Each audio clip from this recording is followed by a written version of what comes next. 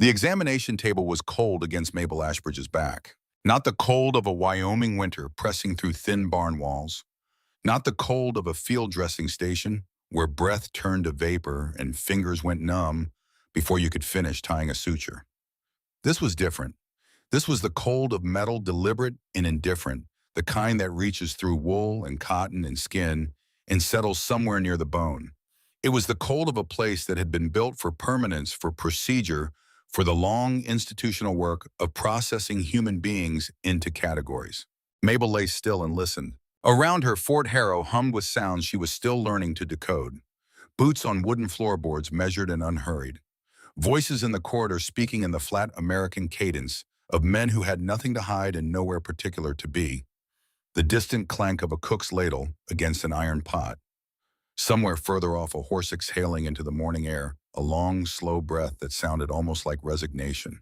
Her hands would not stop shaking. She pressed them flat against her thighs and concentrated on stillness, the way she had learned to concentrate during surgery, pulling her attention down into a single point, forcing the rest of the world to the periphery. It almost worked. The shaking slowed to a tremor. The tremor became something she could breathe around. She knew what happened to women from communities like hers when they fell into federal hands. She had read the reports.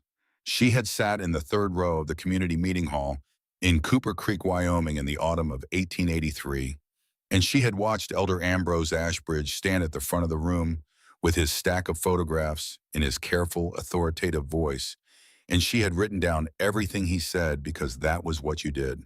You wrote it down. You committed it to memory. You prepared yourself so that when the moment came, you would not be caught without warning. The moment had come 3 days ago in a burst of rifle fire and shouted orders in the cold arithmetic of military capture. And now here she was, 26 years old, a surgical nurse with 3 years of field experience and enough anatomical knowledge to be genuinely useful in any medical facility in the American West, lying on a metal table in a federal processing facility and waiting to discover whether everything she had been told about this moment was true. In the next 12 minutes, she would find out. She did not yet understand that the answer would cost her more than fear ever could. Mabel had not chosen nursing. In Cooper Creek, you did not choose your work any more than a river chose its course. The terrain determined the direction, and the terrain of Mabel's life had been shaped by the community long before she was old enough to have opinions about it. Her father was Elder Ambrose Ashbridge, which meant that Mabel Ashbridge had grown up in the specific gravity of a man whose word carried the weight of both scripture and law.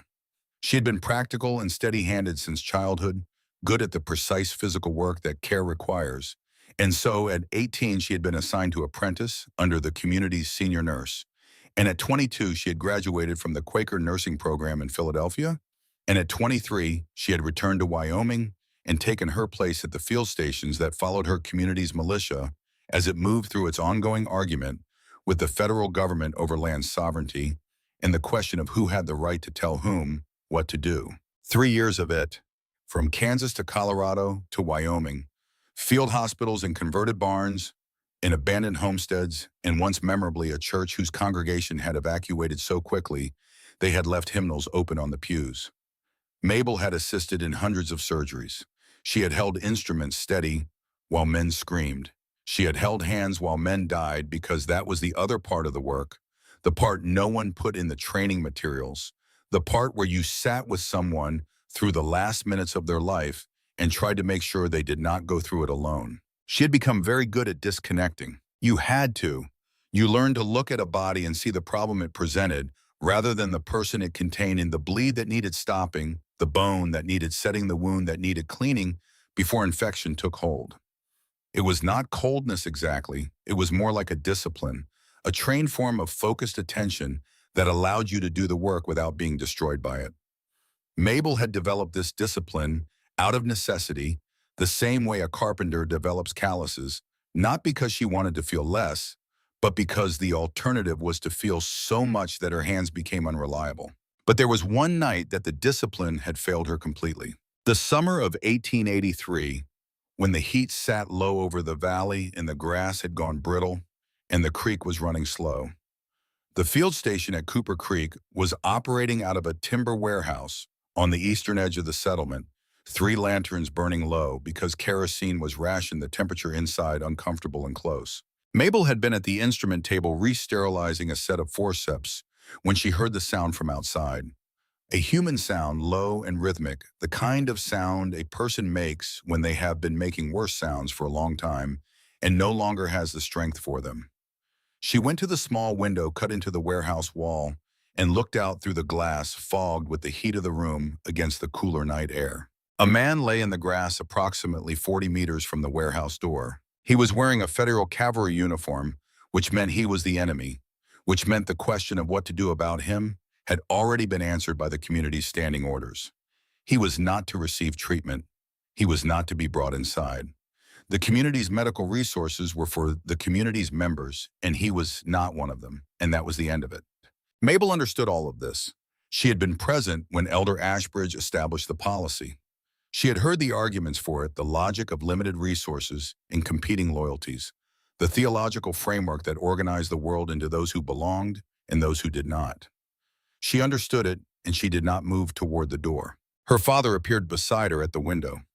Elder Ambrose Ashbridge was 56 years old that summer, though he carried the years with the particular uprightness of a man who believes his posture is a moral position. He put one hand on Mabel's shoulder, and the weight of it was not gentle. "You took an oath to this community, Mabel," he said, "not to them." She did not answer. "If you go out that door, you undermine everything we are trying to protect here. The resources we have exist because we have been disciplined about who receives them. The moment you make an exception, you have made a decision about what we value, and that decision belongs to the Elder Council, not to you." Mabel looked at the man in the grass. His breathing was visible from where she stood, the faint movement of his chest in the dim light. "I know," she said. She did not go out. The man's name was Irving Pemberton. He was 24 years old and had been born in Columbus, Ohio. She did not know any of this at the time. She knew only that he had a name, that he was a person who had once been given a name by people who loved him and who now lay in the grass 40 meters from a building where a trained medical professional stood at the window and made a decision that would outlive them both. He died before first light. She heard the last change in his breathing from inside the warehouse, a sound so quiet she might have imagined it, and then nothing. She went back to the instrument table and finished sterilizing the forceps. But she did not forget. You do not forget the specific sound of a decision you made and cannot unmake.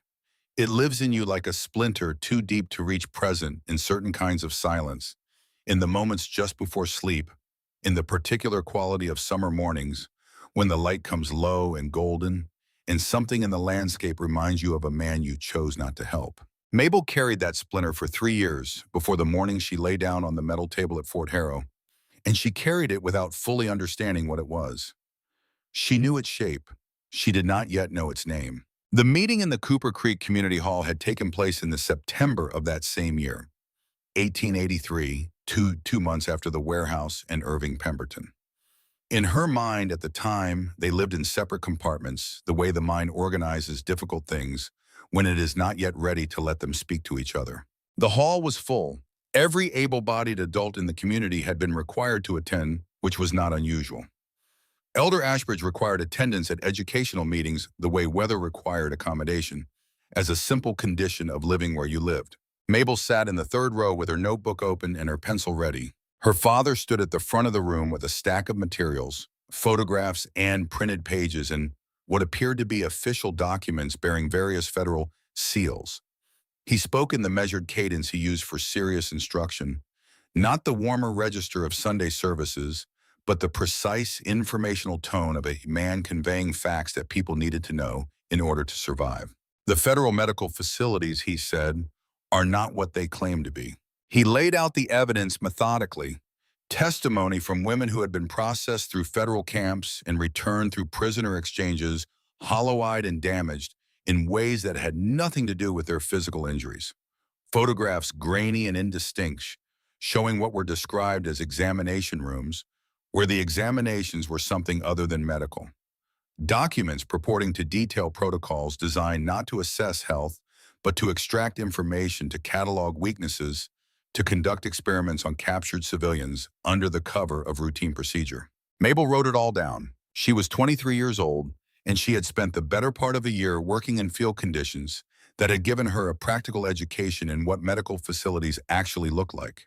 She had seen the inside of more examination rooms than most people twice her age. She knew what a sterile field looked like, what the arrangement of surgical instruments on a procedure tray looked like, what the physical grammar of a medical space communicated about its intended purpose. So when her father moved to a particular photograph, she looked at it for a long moment before she raised her hand. The image showed a surgical table with instruments laid out beside it in a specific configuration. The configuration was not random. It was the preparation pattern for a clean surgical procedure. Instruments arranged in order of use, the largest and bluntest. First, the smallest and most precise at the end. A towel underneath to catch contamination. A bowl of solution to the right for rinsing. It was exactly the arrangement she had been taught in Philadelphia. It was exactly the arrangement she used every time she prepared for a procedure. It was not the arrangement of a torture chamber. It was the arrangement of a functioning medical facility preparing for surgery. She raised her hand. "Elder Ashbridge," she said, "this photograph. The instrument arrangement here, I recognize the configuration. This is a standard sterile field preparation, the same layout we were taught at Philadelphia. The spacing between the instruments, the bowl positioning, the towel placement underneath. This is pre-surgical preparation, not—" She stopped. Her father was looking at her, not with anger. Anger would have been easier to manage. He was looking at her with a particular expression she knew very well, the expression of a man who loved you and was disappointed by what he was seeing. The expression that communicated more effectively than any reprimand that you had revealed something about yourself that he would have preferred not to know. "Mabel," he said, "sit down." The room was very quiet. She looked around her. 20, 30 faces, all of them. People she had known since childhood, people whose children she had helped deliver, and whose fractures she had set, and whose fever she had managed through long, difficult nights. Not one of them met her eyes. Not Cecily Whitmore, who had been her closest friend since they were girls. Not any of the other nurses who had been through Philadelphia with her and who had seen the same instrument arrangements she had seen. Not anyone. Mabel sat down. She closed her notebook and then opened it again and wrote the question in small, careful letters at the bottom of the page. Not because she expected to do anything with it, because she could not bring herself to let it disappear entirely. After the meeting, her father called her into his study. It was a small room, one window, a desk covered in papers, a shelf of books with cracked spines that she had grown up associating with a particular smell of his authority. He stood with his back to the window and his hands clasped in front of him, and he spoke in a voice that was quieter than his meeting voice, almost gentle. "I know you meant no disrespect," he said. "I didn't. I was asking a genuine question about the—" "I know what you were asking, and I want you to hear what I'm telling you, not as Elder Ashbridge, but as your father." He paused, letting the distinction settle. "The doubt you are carrying, the habit of questioning official information, it is a reasonable instinct in ordinary circumstances. I have always valued your mind, Mabel, your precision, your willingness to think carefully." He looked at her steadily. "But if you carry that habit of doubt into a federal processing facility, it will make you slow. And slowness in that context will not cost you an argument. It will cost you your life. So I am asking you, not as elder, to put the question down." Mabel looked at her father. "I understand," she said. "Good." She left the study and carried the question with her, written in small letters at the bottom of a notebook page, for 2 more years. The morning they came, she had been in the middle of a procedure. Ira Reed was 17 years old and had 3 of the toes on his right foot badly frostbitten, the tissue gone dark and leathery in a way that meant it was not coming back. Mabel had been working for 40 minutes by the time the sounds began outside, and she was at the most delicate stage of the debridement, navigating the border between dead tissue and living tissue, where a wrong judgment meant either leaving necrotic material that would breed infection or taking healthy tissue that the body could still use. She heard the horses first, then the shouted orders indistinct through the warehouse walls, then a sound she recognized from years of field work, the particular acoustic signature of military organization, a lot of men moving with coordinated purpose. She kept working. "Mabel." It was Margaret Hollis, the other nurse on duty, speaking from near the door where she had moved to look through the gap in the planking. "Federal cavalry, a lot of them." "How long do I have?" "Minutes." Mabel's hands did not stop moving. She was past the point where she could stop cleanly. The exposure was complete, the tissue boundary established. The next 3 minutes of work were what stood between Ira Reed keeping a functional foot and spending the rest of his life managing a chronic wound. The doors burst open before she finished. They came in hard and fast, the way military entries happen. Multiple men, weapons up, voices overlapping with orders and commands. Mabel did not look up. She was tying off the final securing suture, hands steady by discipline. If not by nature, her entire attention contracted to the 8 square centimeters of exposed tissue in front of her. "Hands up, all of you, hands up now." "I am in the middle of a surgical procedure," Mabel said. She said it the way she said things during surgery, in the flat, declarative tone that left no room for argument because it contained no emotion for anyone to push against. "I need 3 minutes to complete the closure. If I stop now, this patient will develop a serious wound infection. I am asking for 3 minutes." Silence. She looked up for the first time. The man standing 6 feet from the operating table was a sergeant. She could read the rank from the insignia on his shoulder. He was perhaps 38 broad through the chest, with a face that had been weathered by outdoor work into something harder than it might otherwise have been. His rifle was pointed at a spot slightly to her left, not quite at her, an adjustment, she noted. His eyes went from her face to the patient on the table, to the work in progress and back to her face. The calculation happening behind his eyes was visible. Not the calculation of cruelty, she realized, was something that was not quite surprise. The calculation of a man weighing one set of problems against another. 3 minutes, he said. His name, she would learn later, was Sergeant Thaddeus Yarborough. Mabel looked back down at her work and used 2 minutes and 40 seconds. When the linen binding was secured and the dressing in place, and Ira Reed's immediate survival, no longer dependent on the next few decisions she made, she set down her instruments and straightened and held out her hands to be bound. Yarborough watched her do it. She noticed before the binding went on that he had moved slightly during the procedure, repositioning himself so he could see the work she was doing. His expression had not changed, but he had watched, and something in the watching had shifted the angle of his rifle by another few degrees. As they led her out of the warehouse, she looked back once. Yarborough was still standing beside the operating table. He was not looking at her. He was looking at the dressing on Ira Reed's foot, the clean, tight wrapping she had completed in under 3 minutes under conditions that made clean, tight wrapping essentially impossible. She did not know what he saw when he looked at it. She would not understand until much later that he had seen it before in a different room with a different patient, except that in that other room there had been no one to do the wrapping, and the door had been closed, and a 19-year-old girl named Viola Yarborough had kept asking for her brother, and her brother had been standing on the other side of the door believing that faith was enough. In the notebook in Mabel's coat pocket, in small letters at the bottom of a page, a 2-year-old question about a photograph waited in silence for the world to catch up with it. The journey to Fort Harrow took 3 days, which was longer than the distance required because the roads were clogged with the machinery of military occupation, supply wagons and cavalry units, and the logistical apparatus of an operation that had been planned for weeks before it happened. Mabel and 14 other captured medical personnel rode in the back of a covered transport wrists, bound loosely enough to allow circulation, sitting on wooden benches that were cold and hard, but not designed for anything worse than discomfort. They were fed twice a day. Not scraps, not the deliberate inadequacy of a captor reminding you of your status. Actual food soup with vegetables and real broth bread that was soft rather than hard-crusted. And on the second day, a tin of dried apples passed down the bench with something approaching ceremony. Cecily Whitmore sat across from Mabel, watching the tin make its way along the row of hands. "They're fattening us," Cecily said. She said it quietly, not loud enough for the soldiers riding in front to hear the words just audible under the creak of wheels and the muffled percussion of hooves on frozen ground. "Preparing us for something. They want us healthy enough to be useful for whatever comes next." Mabel looked at the tin in her hands. The apples inside were dense and sweet, reconstituted by the warmth of the transport into something almost fresh. She looked up through the gap in the canvas at the young soldier who had ridden beside the transport for most of the journey.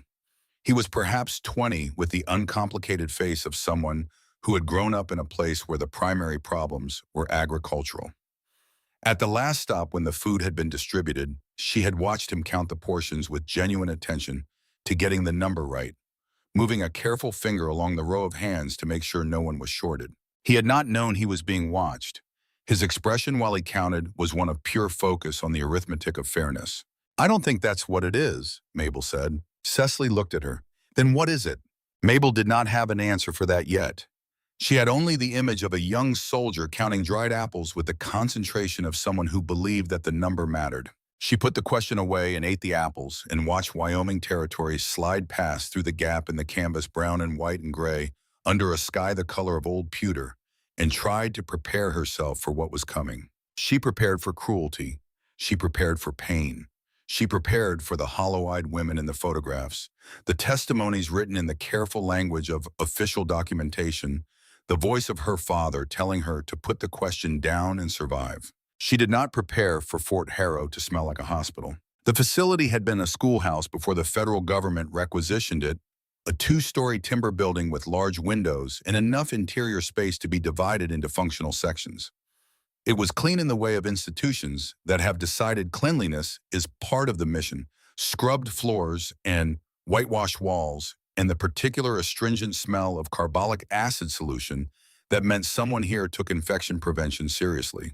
A woman met them in the central corridor. She was perhaps 50 years old with gray threaded hair, pulled back in a practical arrangement, wearing a federal administrative uniform that she carried with the ease of someone who had worn it long enough to stop noticing it. She began speaking before the group had fully assembled, addressing them in English that shifted without hesitation into something that stopped Mabel's breath. The accent, the cadence, the specific rhythmic pattern of the vowels, and the way the consonants at the ends of words were softened rather than clipped. Cooper Creek. The woman was speaking with the unmistakable inflection of the Cooper Creek community, the particular dialect that had developed over 2 generations of relative isolation in a Wyoming valley, the speech pattern that Mabel had been hearing since before she could form words herself. "You will be processed according to civilian prisoner standards," the woman said. "Medical examination, identity documentation assignment to a long-term facility. My name is Imogen Stanhope. I will be your primary point of contact for the duration of your processing." Mabel stared. Cecily beside her had gone very still. Imogen Stanhope had the look of a woman who was accustomed to people staring at her and had developed a professional immunity to it.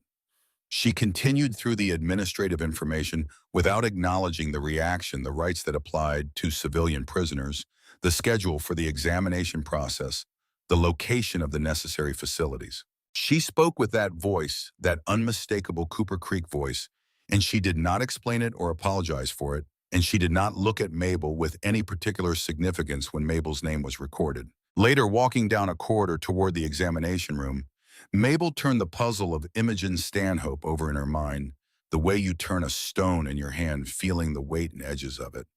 A woman from Cooper Creek, or somewhere that sounded like Cooper Creek, working inside a federal facility, wearing a federal uniform, administering federal procedures with the calm competence of someone who had been doing it for years.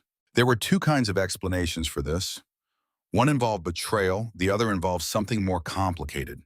Something Mabel did not yet have the framework to understand: a life lived outside the binary of belonging and not belonging in the territory between communities that her father had always taught her was the most dangerous place of all. She filed it away beside the young soldier's careful counting and the smell of carbolic acid and the dried apples and the growing collection of things that did not fit the shape she had been given for this experience.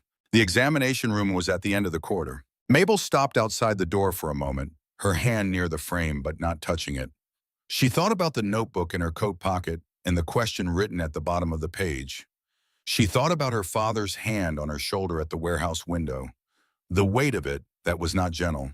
She thought about Ira Reed's foot and Sergeant Yarborough watching her work, and the particular quality of silence that follows a decision that cannot be undone. She pushed the door open. Dr. Constance Ravenswood was standing at the wash basin with her back to the door, washing her hands with the methodical thoroughness of someone who had been trained to take hand washing seriously at a time when the germ theory of disease was still being argued over in the pages of medical journals.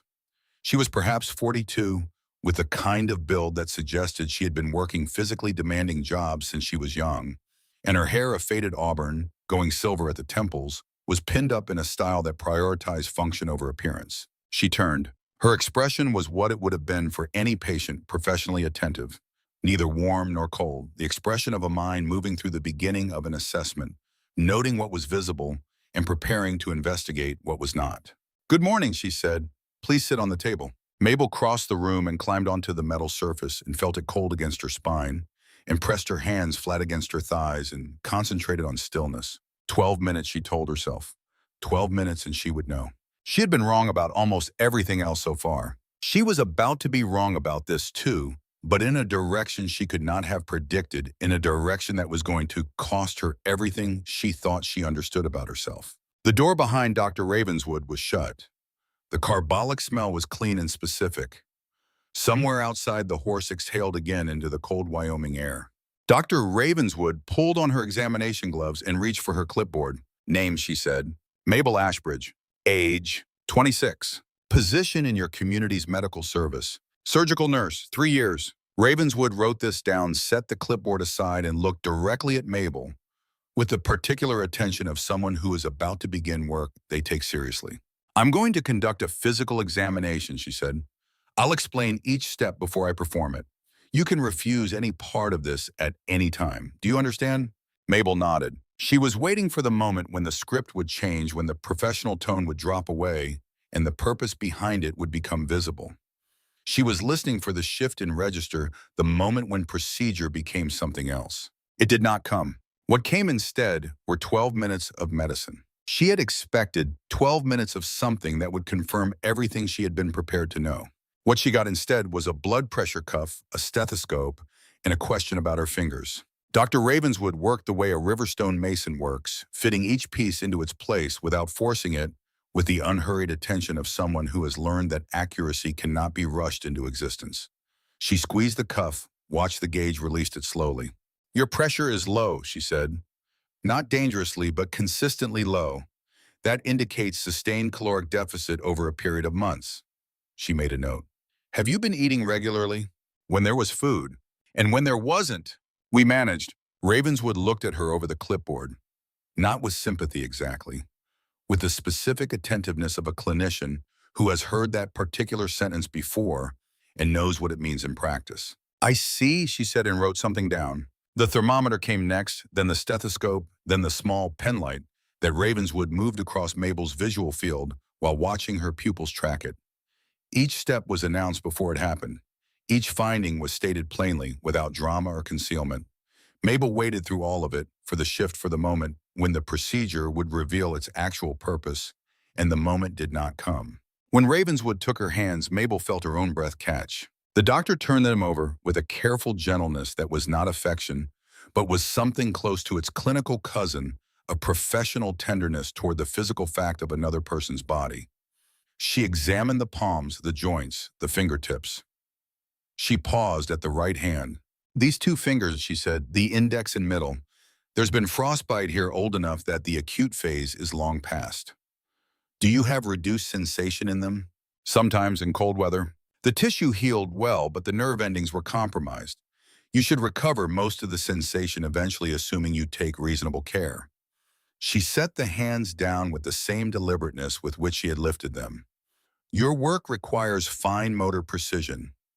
I want to note this because it affects your functional capacity.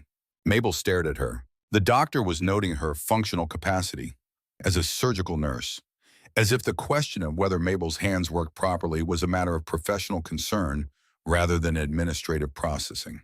You're not going to ask me anything about Cooper Creek, Mabel said. It came out before she had decided to say it. 3 days of preparation, 3 days of steeling herself against a particular kind of interrogation, and now the preparation had nowhere to go, and it was leaking out through the gap between what she had expected and what was actually happening. Ravenswood looked up from her clipboard. Her expression did not change. That's not my department, she said. I'm a physician. My department is your physical condition. But they would want to know. The things I know about the community's medical supplies, the locations of the field stations, Mabel? The doctor used her name for the first time. Not sharply, not as a reprimand. The way you use someone's name when you want them to hear what comes next. If there are people in this facility who want that information, they will come to you through whatever process applies to them. That process is not my process. My process is this. She gestured at the examination table, the instruments, the record in her hand. I need to know whether you are healthy. That is the complete scope of what I need to know. The silence that followed was different from the silences Mabel had been living in for 3 days. Those silences had been full of dread of waiting of the particular tension that builds in a body that is bracing for impact. This silence was empty in a way she did not know how to manage a vacancy where the expected things should have been. "You were told I would hurt you," Ravenswood said. Not a question. A statement so accurate, it felt like a diagnosis. Mabel did not answer. "I took an oath," the doctor said. She was writing again, not looking up, her voice carrying the tone of someone stating a plain fact. "That oath does not have a clause that reads except under military circumstances, or except when the patient is a civilian prisoner, or except when the patient comes from a community that has been shooting at federal soldiers. It says what it says. You are my patient. My responsibility is your health. Nothing about this room changes that." She finished writing, closed the chart, and looked at Mabel directly. "You're malnourished and your back pain indicates a chronic postural issue from prolonged standing during procedures, and your right hand has some permanent nerve involvement from the frostbite. I'm prescribing a vitamin regimen, increased caloric intake, and I'd like you to be seen about the back within the week." She stood. "You're free to go." Mabel did not move. Outside the window, Wyoming territory was doing what it always did in December, pressing down on the world with a gray, indifferent weight that made everything feel provisional. Mabel sat on the cold metal table in the warm room and felt the shape of something she could not yet name, a structural shift in a belief she had been living inside for 2 years, the way a crack appears in plaster before the wall gives way. She climbed down from the table and walked back down the corridor toward the waiting area. She had been inside the examination room for 11 minutes. The barracks that night held 37 women, all of them caught in the same arrest operation drawn from 3 different field stations across the Cooper Creek community's operational territory. They had been given clean clothing, wool blankets, and dinner, a beef stew with actual beef in it, and bread soft enough to eat without effort. The food was eaten in near silence. Afterwards, in the dark, the whispers began. Cecily Whitmore was in the bunk above Mabel's, and her voice came down through the thin mattress, ticking with the careful quietness of someone who had learned to have private conversations in communal spaces. "They didn't touch you. No questions. Nothing they shouldn't have done. Nothing. Not the examination itself. It was just medical. Just medical." A pause. Then from across the room, a voice Mabel didn't immediately place. "They're waiting. They want us comfortable before they start the real process." Mabel stared at the ceiling. The beams above her were timber, rough-hewn and slightly uneven, the bones of a schoolhouse that had been repurposed into something else. She thought about Dr. Ravenswood's hands on her fingers, the clinical gentleness of it, the complete absence of anything other than professional attention. She thought about the notebook in her coat pocket, still folded to the page with the small, careful question at the bottom. She thought about the way her father had said, "Put the question down," with the voice he used when he was not speaking as her father. Sleep, when it came, was not restful. Imogen Stanhope arrived the following morning with a wheeled cart and a business-like expression, distributing soap combs, toothbrushes, and other items with the efficient practicality of someone working through a checklist. She spoke briefly about the facility's schedule, the hot water availability, the process for submitting requests. Cecily Whitmore let her finish. Then Cecily stood up, crossed the room, and placed her bar of soap back on the cart. She did it without anger, or rather without the performance of anger, which was somehow more pointed. It was a precise rejection, measured and intentional. "I don't take federal supplies," she said. The room was watching. Everyone in it had grown up in a community where public acts carried meaning, where what you did in front of witnesses was a statement about what you were. Cecily understood this and was using it. Imogen Stanhope looked at the soap on her cart. She picked it up, placed it into a small cloth bag, and set the bag on the bench beside Cecily's bunk. "I'll leave it here," she said. "When you need it, you'll know where it is." No argument, no appeal, no performance of patience designed to make Cecily feel the size of her own refusal. Imogen moved on to the next bunk with the cart and continued her distribution as if nothing of significance had happened. Mabel watched this and understood something she hadn't before: the difference between kindness performed for an audience and something steadier, something more like a principle in motion. Imogen Stanhope was not trying to change Cecily's mind. She was simply continuing to do what her job required because the job required it, regardless of how it was received. After the distribution was complete and most of the other women had drifted toward the washroom, Mabel crossed the room to where Imogen was organizing the remaining items on the cart. "You're from Cooper Creek," Mabel said. Imogen did not look up immediately. She finished a count of remaining combs, made a notation in her ledger, and then raised her eyes. Or somewhere that sounds like it, she said. I grew up there. I know the speech pattern. You can't acquire that from proximity. You have to grow up inside it. A brief pause. You're right, Imogen said. I was born in the valley. I left in 1868. That was 17 years ago. It was. Mabel looked at this woman, 50 years old, composed as structural timber, wearing a federal uniform in a federal facility, and tried to fit her into one of the categories her father had given her for understanding people who had left the community. The categories were not adequate. My father is Elder Ambrose Ashbridge, Mabel said. Imogen's expression did not shift into anything dramatic, but something in it became more careful, the way a person becomes careful when they understand that a conversation has just changed its nature. I know who your father is, she said. Then you know what he's been telling people about this place. Imogen was quiet for a moment, straightening items on the cart that did not strictly need straightening. I know more than that, she said finally. I know where some of those documents came from.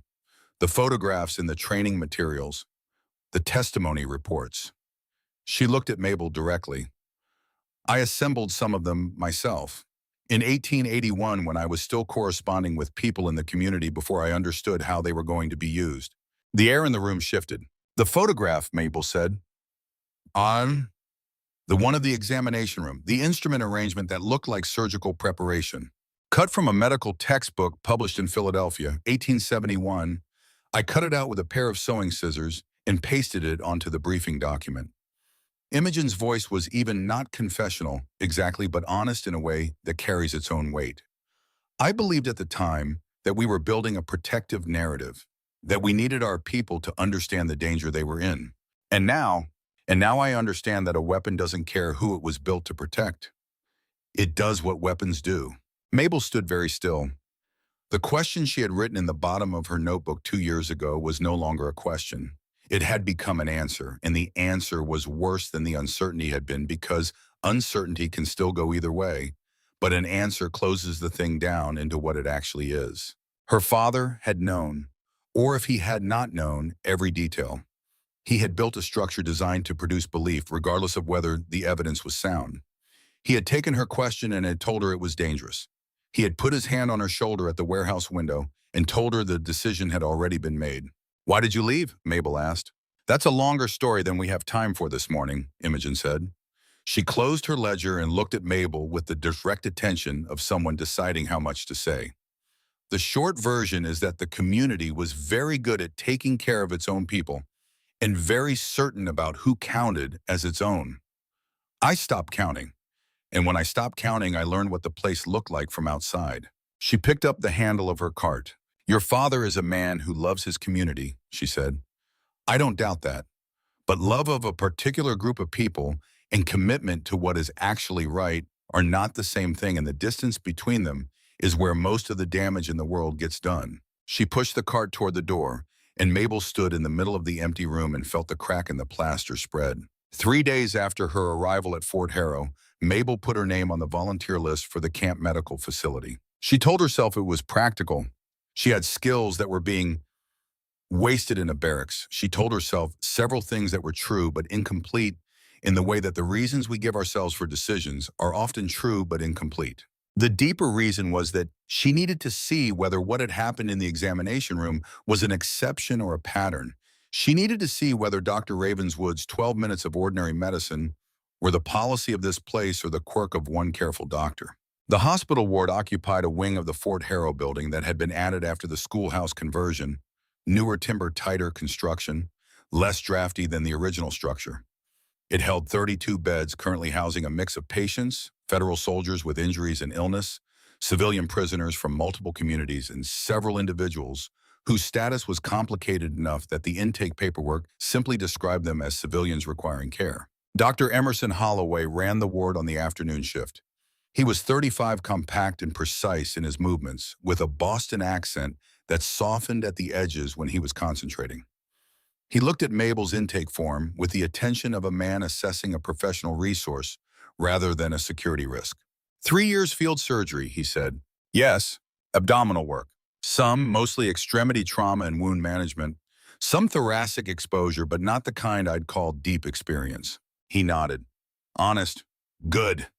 He handed back the form. You'll work with me on the afternoon rotation. I'll tell you what I need and you'll tell me if you can't do it. Agreed. Agreed. It was the most straightforward professional exchange Mabel had had in 3 years. No ideology in it. No assessment of her loyalty or her community's position or her father's standing. Just two medical professionals establishing a working relationship. She was 3 hours into the afternoon rotation when she encountered Dallas Foster. He was in the bed near the east window, a Cooper Creek community member. She recognized immediately, 40 years old, one of the Elder Council's junior members, a man she had seen at every mandatory meeting for the better part of a decade. He was also in serious medical trouble, his left arm showing the signs of an infection that had been left unmanaged for at minimum 2 weeks, the skin hot and discolored well above the wrist, the lymph nodes under his arm visibly swollen when Holloway pulled back the sleeve. This should have been treated when the injury happened. Holloway said more to himself than to anyone. He was already moving, pulling a tray of instruments toward the bedside. We're going to need to open this and clean it thoroughly. The tissue damage is significant, but the arm is savable if we move now. He looked at Mabel. I need a second pair of hands. I'm here, she said. They worked. It was the kind of procedure Mabel knew well, the careful excavation of damaged tissue, the irrigation, the assessment of what was living and what was not, the decisions made in real time about margins and depth, and what the body could be expected to do with what was left after the intervention. Holloway was good. Not showy, not competitive about his competence, just quietly skilled in the way of someone who had been doing difficult work long enough that the difficulty had become unremarkable. They were 40 minutes in when Foster's eyes opened. He was on a reduced dose of anesthesia, enough for the pain, but not for full unconsciousness, and he came back to awareness in stages. His eyes found the ceiling, first, then the window, then Holloway's hands at work on his arm. Then Mabel. The recognition was immediate and complete, and it carried the particular charge of a man who has organized his world around certain loyalties, discovering those loyalties in an unexpected configuration. Mabel Ashbridge, he said. His voice was thick with medication, but the name was clear. Does your father know you're standing there? Mabel did not stop what she was doing. Her hands continued their work with the focused steadiness she had spent 3 years developing. You have an infection in the deep tissue of your forearm, she said. We are currently removing the damaged material so your body can heal what's left.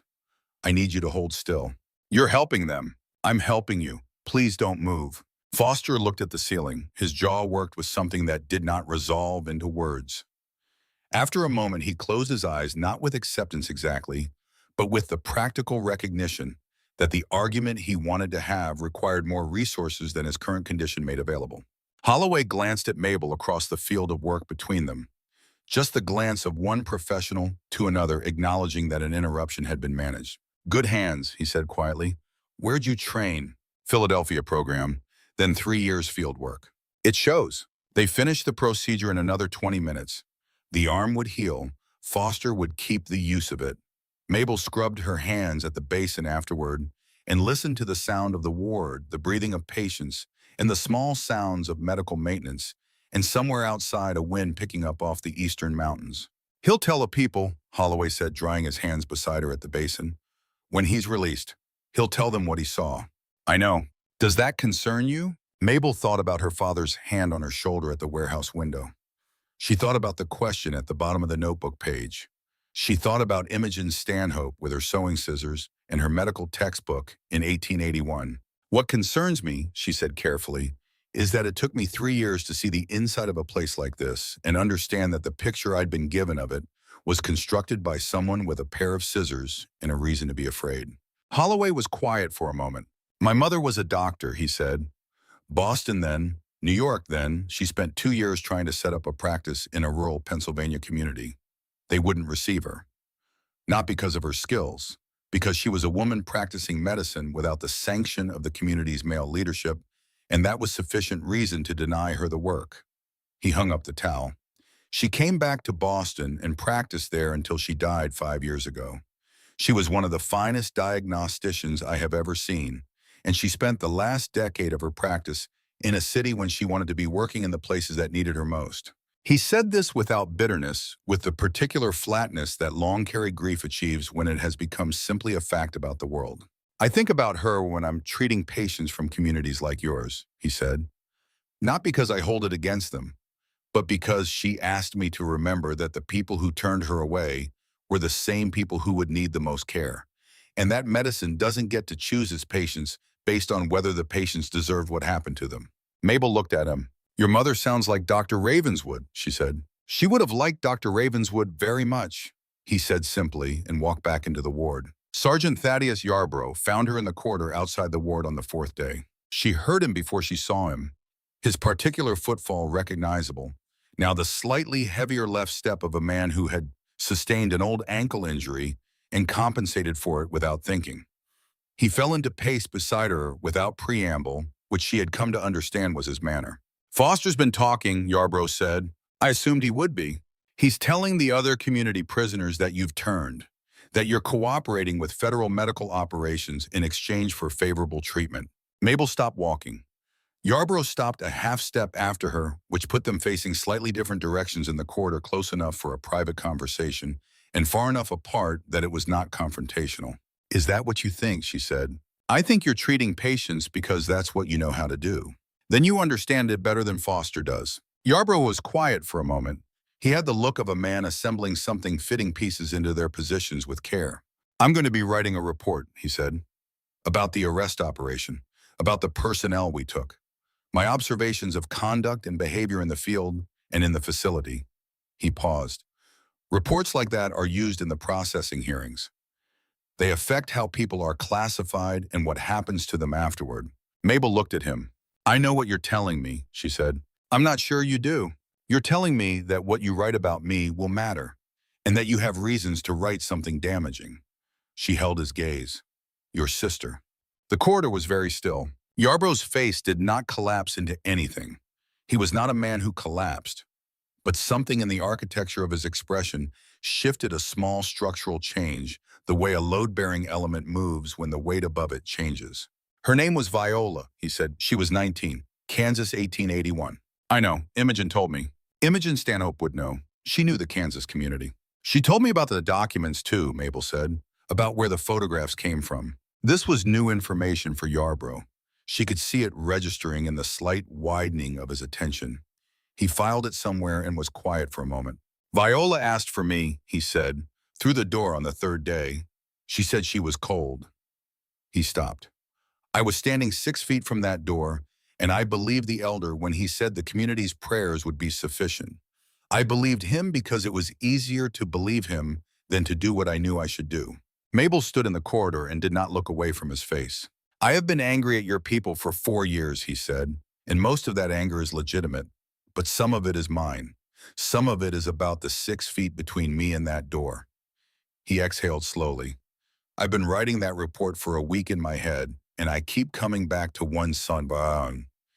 You at the operating table in that warehouse with your hands in a surgical field, and me giving you 3 minutes because the alternative was a dead teenager in my paperwork. You gave me 3 minutes, Mabel said. Yes, you didn't have to. No, that matters. Yarborough looked at her. The expression on his face was not absolution or resolution or any of the large conclusive emotions. It was something smaller and more durable, a man looking clearly at a thing he had been looking at sideways for 4 years. I'll write what I saw, he said. What I actually saw. I don't know yet what that does to my anger. But I know that Viola would not have wanted me to write something false to feed it. He walked away down the corridor, and Mabel watched him go and thought about names written in the bottom of notebooks, about the particular weight of things that are true but incomplete, about the distance between 6 feet and the rest of a life. 1 week after the examination room, Dr. Ravenswood asked Mabel to stay after their shared supply inventory review. It was the kind of meeting that had become routine, two medical professionals comparing notes on available resources and patient needs, the practical mathematics of keeping a facility functioning under conditions of chronic shortage. Mabel had come to look forward to these meetings in a way she did not entirely examine, because the examining would require her to acknowledge how much she had begun to rely on the steadiness of Ravenswood's professional manner as a reference point for what medicine was supposed to be. They were working through the analgesic inventory when Ravenswood set down her pen. May I ask you something personal? Mabel set down her own pen. Yes. In your 3 years of field work, did you ever treat prisoners? The question landed in the quiet room like a stone dropped into still water, the ripples of it spreading outward before Mabel had time to prepare for them. She wanted to say yes, we followed the protocols, we maintained standards, we did what the law required. She had the answer ready in the same place she kept all the practiced answers, the ones that were technically defensible, the ones that presented the community's medical practices in the most generous possible framing. She was too tired for it. She had been tired of the practiced answers since the morning in the examination room, when a doctor she had been taught to fear had asked about her fingers. Yes, she said, we treated prisoners. How did you treat them? People from our community received priority. When supplies were adequate, prisoners received treatment. When they weren't, which was most of the time, prisoners received whatever was left. And when there was nothing left, then they didn't receive treatment. The silence was not comfortable. Ravenswood was not filling it with reassurance or practical acknowledgement. She let it do its work. Did any of them die, she asked, because of those decisions? Yes. How many? Mabel looked at the supply ledger on the table between them. All those neat columns, all that careful accounting of what was available and what was needed and what the gap between them required. I didn't count, she said. The words came out with the weight of what they actually were, not a confession made to another person, but a recognition made to herself in front of a witness of something she had known and arranged not to know for a very long time. Ravenswood set down her pen and looked at Mabel directly. She did not fill the silence with philosophy or principle. She simply held the space open and waited. I told myself it was practical, Mabel said, that we had to prioritize, that the community's survival required that we allocate resources to the people who were part of the community. That is the logic of every system that has ever produced the result you're describing. We weren't barbarians. The words came out with a force she hadn't planned, and then she heard them and understood what they revealed. She was defending against something she hadn't been accused of. She was defending against something she was accusing herself of. I know you weren't, Ravenswood said simply. We were told you were.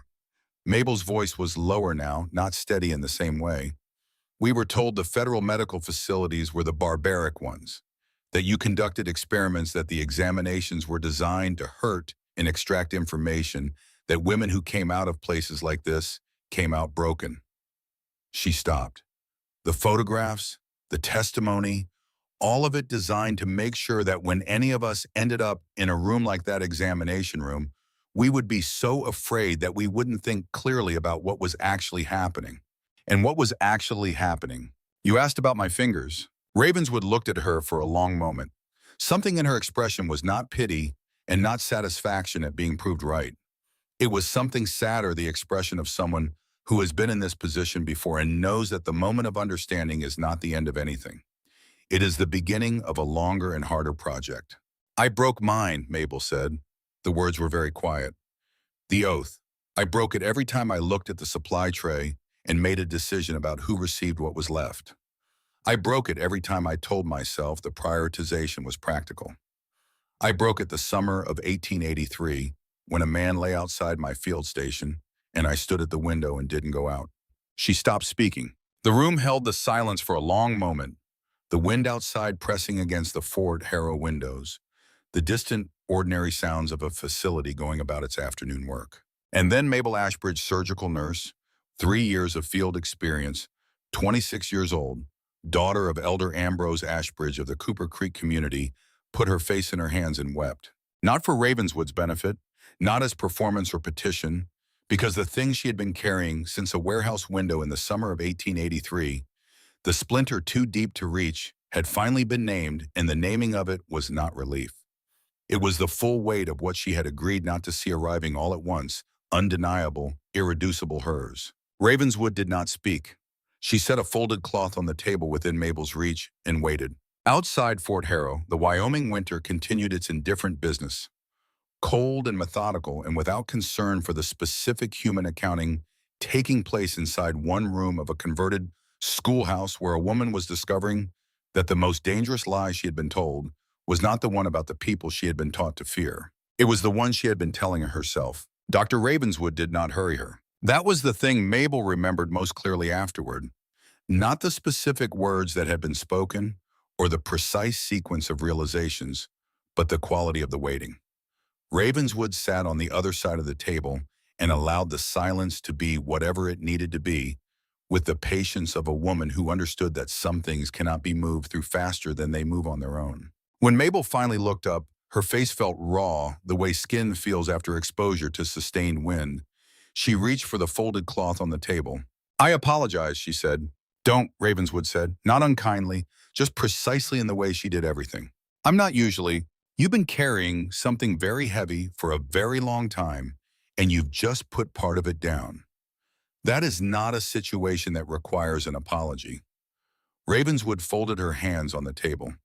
"What it requires is a decision about what you do next." Mabel looked at the cloth in her hands. "What do I do next?" "You heal. You learn. And when you leave here, you go back to whatever remains of your community, and you practice medicine the way you were trained to practice it before the training was corrupted. They may not want that from me. Some won't. Some will. That has never been the deciding factor for anyone who did important work."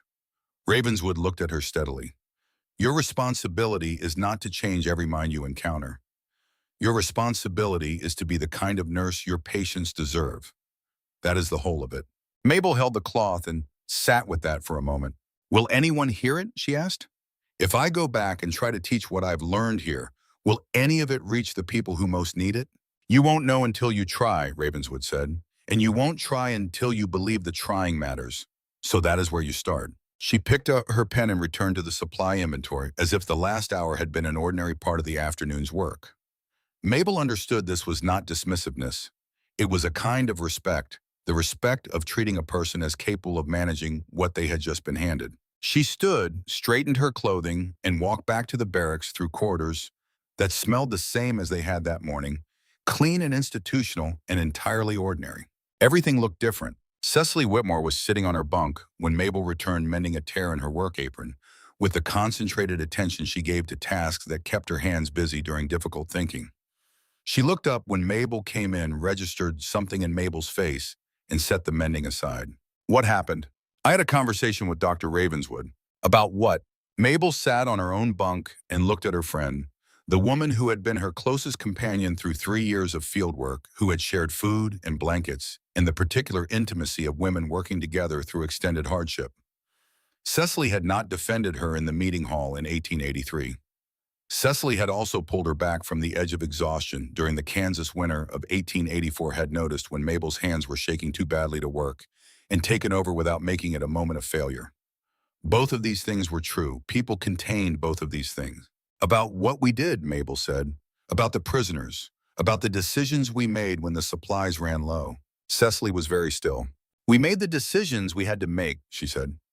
"We were operating under impossible conditions with inadequate resources. Every medical service in any conflict makes those calculations." "Yes," Mabel said. "That's exactly what I told her." "Then what's the problem?" "The problem is that I was using the impossibility of the conditions as a reason not to count the people who died because of the calculations. I was telling myself the framework was justified and then not looking at what the framework produced." She paused. "We took an oath, Cecily. Both of us. In Philadelphia, in that room in front of those women, we took it with the whole of ourselves. We were trying to survive. So were they. The people on the other side of the supply tray.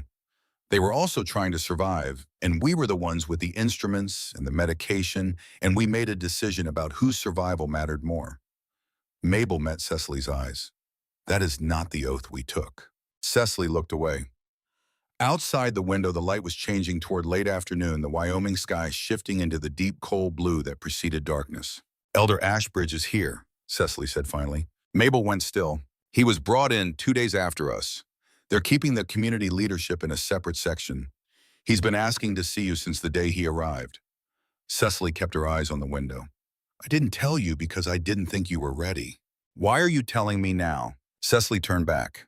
Her expression was complicated, layered with things that Mabel recognized and things she didn't. "Because I think you might be," Cecily said. "And because I'm not sure I am, for anything that comes next." She picked up her mending. "Go see your father, Mabel." The visitor room was a converted classroom, still bearing the architectural remnants of its original purpose. A chalkboard on one wall with ghost traces of equations that the whitewash had not entirely covered. Two chairs on either side of a plain table. A federal guard outside the door. Elder Ambrose Ashbridge sat with his hands in his lap. He was the same man she had always known, the same upright posture, the same quality of contained authority, the same face that had been both her father and her moral architecture for the entirety of her life. But something in the room was different, and it took her several seconds to identify what it was. He looked uncertain, not frightened. Ambrose Ashbridge had never been a frightened man, but uncertainty was different, a specific state that she had genuinely never seen on his face before, as if the categories he had always used to organize experience had encountered something that did not fit inside them, and he was still working out what to do about it. "They told me you've been volunteering in the medical ward," he said. "Yes. Working alongside federal doctors." "Yes." He looked at her for a long moment. "How are they treating you?" "Well," she sat down across from him. "They fed me, examined me properly, gave me work that uses my training." She watched his face. "It's not what you prepared me for." "I prepared you for what I believed was true." "I know." This was the complicated part, the part that had kept her awake more than the anger ever had. "I know you believed it. Some of it you built, and some of it you inherited, and somewhere in between you stopped distinguishing between what you had constructed and what was real." She kept her voice level, not because she was not feeling things, but because she needed him to hear the words rather than the emotion underneath them. "But Father, there was a man outside the warehouse in 1883. The room was very quiet." "I know," he said. "You knew his name." His hand shifted in his lap. "Irving Pemberton, yes. You've known it for 3 years. I asked someone to find out, afterward." He was looking at the table. "I don't know entirely why. Perhaps because it was easier to carry than the alternative." "What was the alternative?" "Not knowing. Leaving him as a federal uniform in the grass." He raised his eyes to hers. "With a name, he becomes a man. With a name, I have to understand that what I ordered was the death of a specific person who had a name." Mabel sat with this. She had come into the room prepared for argument, for the practiced authority of a man who had spent decades being right for the particular language of justification that could make almost anything sound like principled decision. She had not prepared for this, for a man of 58 sitting in a federal facility and telling his daughter that he had been carrying a name for 3 years, because not carrying it would have been worse. "Dr. Ravenswood examined your hands," she said. Something shifted in his expression. "She did. You refused the first time she came." "I did." "Why did you let her the second time?" He was quiet for a long moment. Outside the room, the ordinary sounds of Fort Harrow continued. Boots on floorboards, distant voices, the institutional rhythm of a place doing its work. "Because she came back," he said finally. "I expected her to make an argument the second time, to explain why I should accept her help to persuade me. Instead, she brought a chair and sat down and said, 'Give me your hands.'" A pause. There was no performance in it. She simply intended to do what she had come to do and was willing to wait until I was ready to let her. Mabel thought about the 12 minutes in the examination room, about the complete absence of anything other than the work. "That's what good medicine looks like," she said. "I'm beginning to understand that." This was not a conversion. Mabel was not foolish enough to think that one conversation in a federal visitor room was going to dismantle the architecture of a lifetime's conviction. Her father was still himself, still the man who had built the world she had grown up inside, still the elder who had put his hand on her shoulder at the warehouse window. But he was also a man sitting with his hands in his lap who had been carrying a specific name for 3 years, and there was something in that carrying that was more honest than anything she had expected from him. "I want to write to his family," he said. "Irving Pemberton's family, in Ohio." He looked at his hands, the joints swollen with the arthritis that Ravenswood had examined. "I don't know what I would say. I don't know if there is anything adequate to say, but I think the silence is worse." Mabel reached across the table. "Let me help you," she said. He looked at her hand on the table between them, and then he placed his damaged hands over hers, and for the first time since she was a small child, her father's hands felt like what they were. The hands of a man who was also just a man, fallible and aging and trying imperfectly to do something right at the end of a long sequence of things that had not been right enough. "Tell me what to say," he said. "We'll figure it out together," she told him. The matter of the report came to a head 4 days later. Yarbrough had been carrying the weight of it visibly in the set of his shoulders and the particular quality of his silences when they passed in the corridor.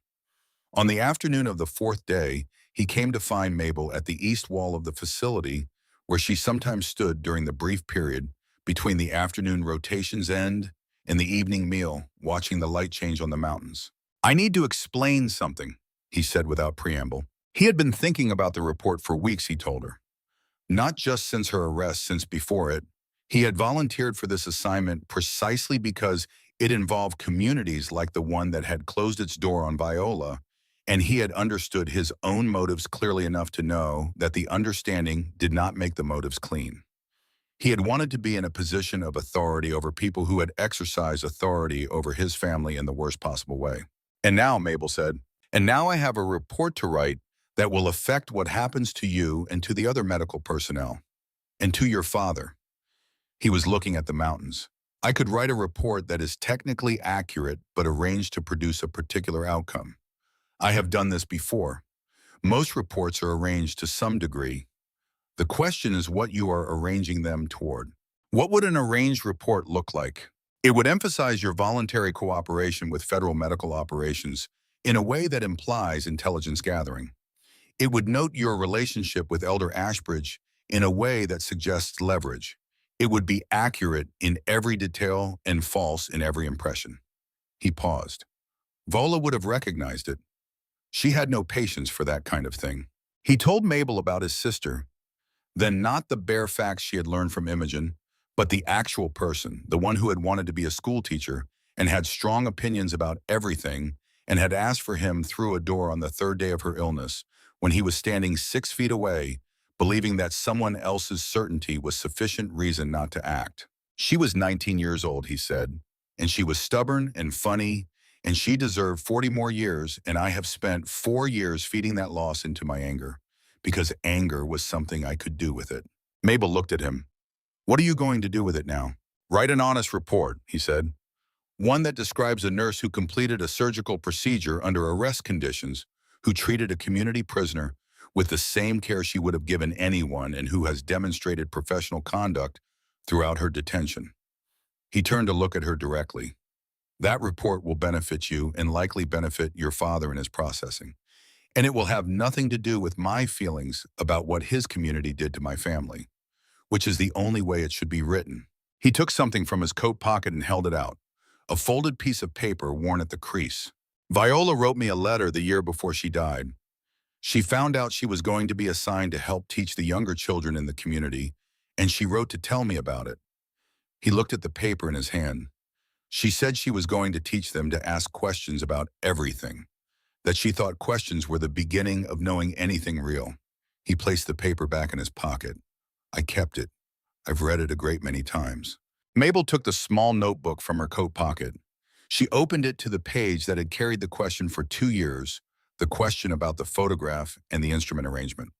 She turned past that page to a blank one and wrote a name in small, careful letters. "Viola Yarbrough, Kansas, 1881. She tore the page out and held it toward him. He looked at it for a moment. Then he took it and folded it once and placed it inside his coat against whatever he kept close. Neither of them said anything more.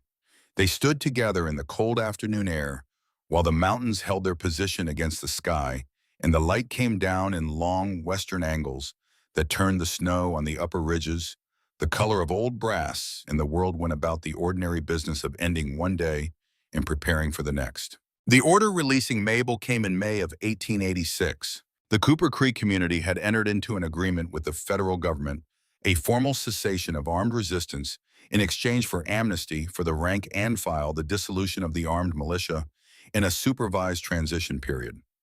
The terms were not generous, but they were survivable, which was more than some agreements of that nature produced. Mabel learned of them from Imogen Stanhope on a morning when the Wyoming sky had finally decided to act like May, pale blue and tentative, above a landscape that was beginning to remember what color looked like. "You're in the first release group," Imogen said. "Medical personnel with cooperative classifications. Transport leaves in 3 days. What about my father? He's in a separate process. His case is more complicated." Imogen looked at her without apology for the complexity. "He's been cooperating with the transition committee. That will matter, but it will take more time. Mabel nodded. She had expected this. There's a program in Philadelphia, Imogen said, reaching into her jacket for a small envelope. Medical ethics training for practitioners from communities that have been operating under ideological frameworks that compromise medical standards. She held out the envelope. Dr. Ravenswood is running it. She asked me to give you this. Inside the envelope was a folded card. Mabel opened it. The card contained in Ravenswood's precise handwriting the first 4 words of the Hippocratic commitment. Nothing else. And beneath them in smaller letters, you already knew this. You were only taught to forget. Mabel stood in the corridor of Fort Harrow and held the card for a long moment. Then she folded it carefully and placed it with the notebook in her coat pocket. She spent the remaining 3 days finishing her volunteer rotation in the hospital ward, completing cases she had begun, and transferring notes on patients she would not see through to their resolution. She said a professional goodbye to Holloway, who shook her hand with the straightforward manner of a colleague. On the morning of this transport, Imogen was at the gate. My son is in Chicago, Imogen said without preamble. He's a physician. He treats everyone who comes to him regardless of what community they're from or what they believe. I want you to know that it's possible. Not easy, but possible. I know, Mabel said. I've been watching Dr. Ravenswood do it for 5 months. Imogen nodded once the nod of a woman who does not waste motion on expressions that language can carry. Go do the work, she said. Cecily Whitmore did not come to the gate. Mabel had said her goodbye the night before in the barracks, and it had been the kind of goodbye that is also an honest reckoning. They were not going to the same place. Not physically, because Cecily's release had a different timeline, but more fundamentally than that. They had grown up together inside the same framework, and they were leaving it if they were leaving it at different paces and in different directions. There was grief in this. Mabel felt it without trying to resolve it into anything cleaner.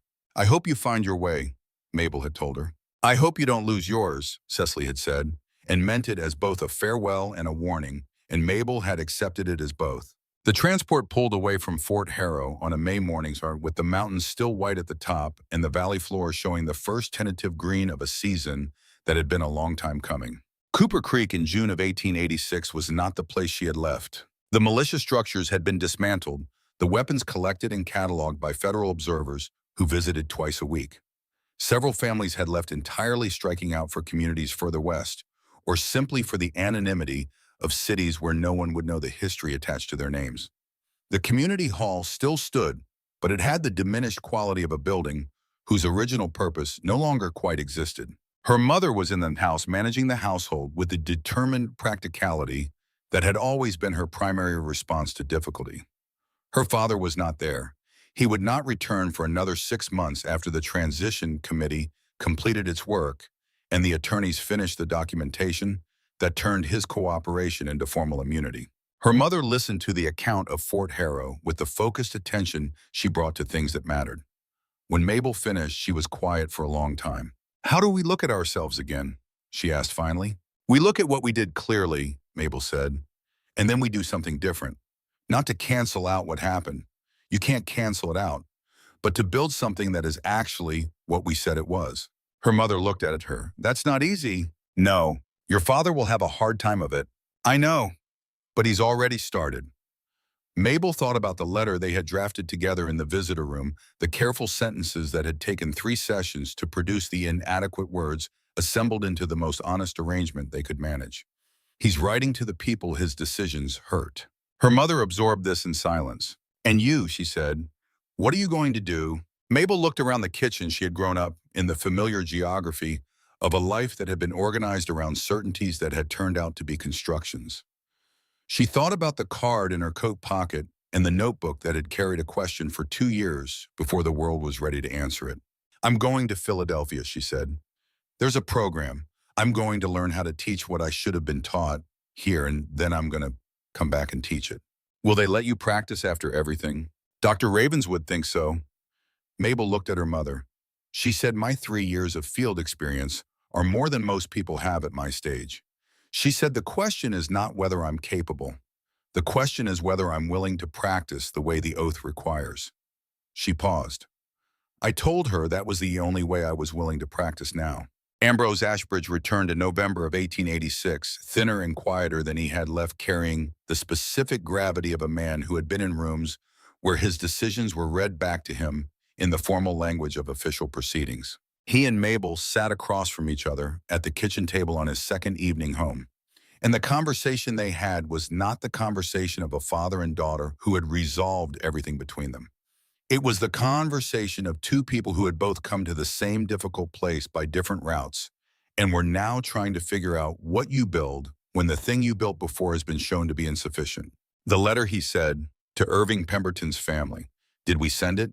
I sent it in August, Mabel said. I wasn't sure when you would be back, and I didn't want to wait longer. He nodded slowly. Was there a response? Not yet. He looked at the table. Outside the window, the Cooper Creek Valley was settling into its winter configuration, the colors draining out of the landscape as the cold took hold. I have been thinking, he said, about what I would say to the council if there were still a council to say it to, about what I would change if I could redesign the educational program from the beginning. He looked at Mabel. I would not use the photographs. I would not use testimony that I could not verify. I would not tell people that doubt is the enemy of survival. He paused. I would tell them that doubt is the beginning of honest practice, that questioning what you've been handed is not disloyalty. It is the only way to know whether what you've been given is actually worth carrying. Mabel looked at her father for a long moment. That is a very different sermon than the one you gave in 1883, she said. Yes. No apology in it, just the plain acknowledgement of a man measuring distance. Will you give it? He was quiet for a while. I don't know that anyone here will want to hear sermons from me for some time, he said. Perhaps ever. I may have forfeited that. He looked at her steadily. But you haven't. You have something I gave away when I told you to sit down. You have the question and the answer to it, which cost you more than it should have to earn.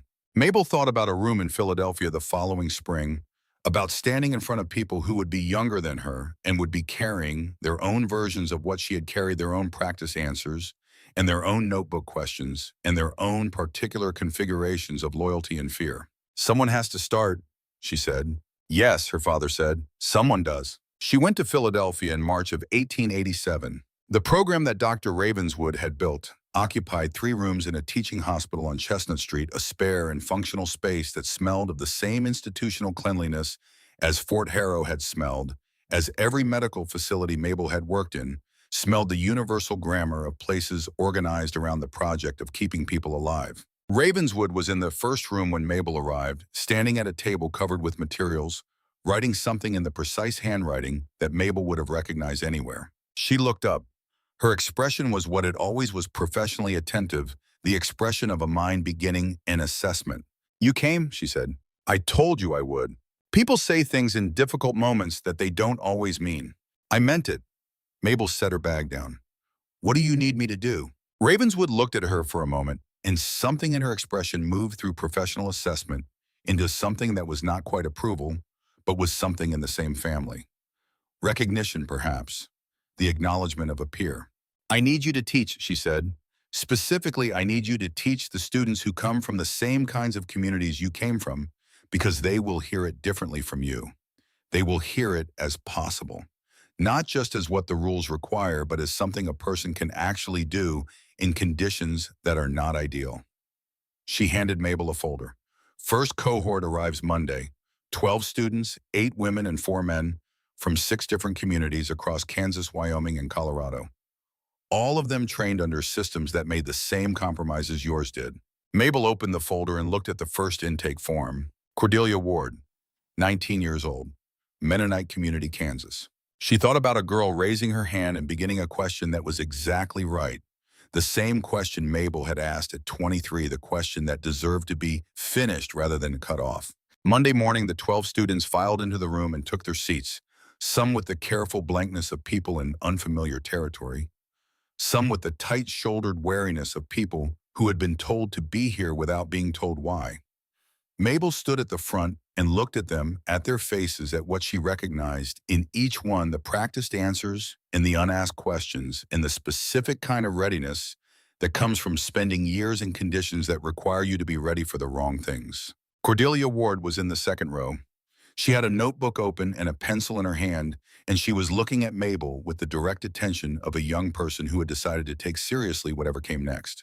On the first morning, Mabel did not begin with the oath. She did not begin with theory or framework or the formal architecture of medical ethics. She began with a question. What do you believe, she said, about the people your community taught you to be afraid of? And how did you come to believe it? The room was very quiet. Then Cordelia Ward raised her hand.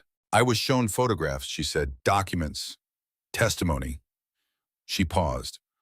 I wrote it all down because that was what you did. But there was one photograph of an examination room. The instruments were arranged in a way that looked like, keep going, Mabel said. She kept her voice steady and her eyes on Cordelia. Your question is exactly right. Finish it. Cordelia looked at her, surprised by the permission recalibrating. And then she finished the question. She finished the question that Mabel had been stopped from finishing 12 years earlier in a room full of people who had looked away, and this time no one looked away. And the question became the beginning of the morning's work, and the morning's work became the beginning of something that would take years to build and would need constant maintenance and would sometimes fail and would still be worth doing. Mabel Ashbridge practiced medicine for 34 more years after that morning. She specialized in surgical nursing and wound management. The practical skills she had developed across 3 years of fieldwork, refined now through the discipline of teaching them to people who needed to understand not just the technique, but the philosophy underneath it. She worked in Philadelphia and in Wyoming, and for 8 years in a community outside Denver that had come through its own version of what Cooper Creek had come through and was trying to figure out what came after. She never stopped teaching. She never stopped asking her students the same opening question because the answer was always different and always the same because every new cohort had their own version of the photographs and the documents and the person who had told them to put the question down, and they needed someone to tell them that the question was the beginning, not the problem. Her father lived until 1903. In his final years, he attended her lectures when she taught in Wyoming, sitting in the back of the room with the particular stillness of a man who was there to learn, rather than to lead, which was a different posture than any she had seen him hold before. He did not speak during those sessions, but he came back every time. The letter she had sent to Irving Pemberton's family in Ohio received a response in October of 1887, 14 months after she sent it. It came from a man named Bertram Pemberton, Irving's younger brother, who had been 10 years old when Irving died and was now in his mid-20s and working on a farm outside Columbus. He wrote that he had received her letter and her father's letter and that he had not known what to do with them for a long time. He had read them many times. He had been angry, and then he had been tired of being angry, and then he had been something else that he didn't have a word for yet, something that was not forgiveness exactly, but was not continued anger either. He wrote that he wanted her to know his brother had liked horses and had enlisted because he believed in something and had never been unkind to anyone he had met, as far as Bertram knew. He wanted her to know that. Mabel read the letter at the desk in her Philadelphia office and then read it again. On the wall behind the desk hung 3 framed items. The first was her medical record from Fort Harrow, December 1885. The clean institutional documentation of her physical condition upon arrival, height and weight and blood pressure, and the diagnoses that followed from them, signed by Dr. Constance Ravenswood in a hand she would recognize anywhere. The second was the card Ravenswood had sent with Imogen on the morning of Mabel's release. The 4 words in the sentence beneath them faded slightly with years, but still legible. The third was a small piece of paper in a simple frame, nothing on it but 2 lines. The first line, Irving Pemberton, Ohio, 1859 to 1883. The second line in Mabel's handwriting added the day Bertram Pemberton's letter arrived, known by name, carried with intention. She placed Bertram's letter in the frame with the paper behind the glass beside his brother's name. Then she picked up her pen, pulled a fresh sheet of paper toward her, and wrote back. She wrote that she was glad to know about the horses. She wrote that intention and outcome were not the same thing, and that Irving had deserved better than the outcome he received, and that she could not change what had happened, but that she could tell Bertram what it had produced, the question that had become the program that had become a generation of practitioners who understood the oath without exception. She wrote that she did not expect this to be enough. She did not offer it as sufficient. She offered it only as what she had the evidence of a life redirected, the downstream consequence of one man's death being carried honestly rather than forgotten cleanly. She sealed the letter and set it on the corner of the desk. Outside the window, Philadelphia went about its business in the ordinary morning light, indifferent and full and loud with the work of a city that did not know or care about a warehouse in Wyoming, or an examination room in a converted schoolhouse, or the 40 meters of grass between a door and a man who had a name. But inside the office on the wall behind glass, the name was there. It had always been there in the particular way that true things are always present, even before they are acknowledged. Mabel had known the shape of it since she was 23 years old, standing at a window with her father's hand on her shoulder, listening to a man breathe his last in the summer dark. She had needed 34 years and a metal table and a doctor who asked about her fingers to learn how to say it out loud. First, do no harm. To anyone, without exception. That was the whole of it. That had always been the whole of it, and it was enough.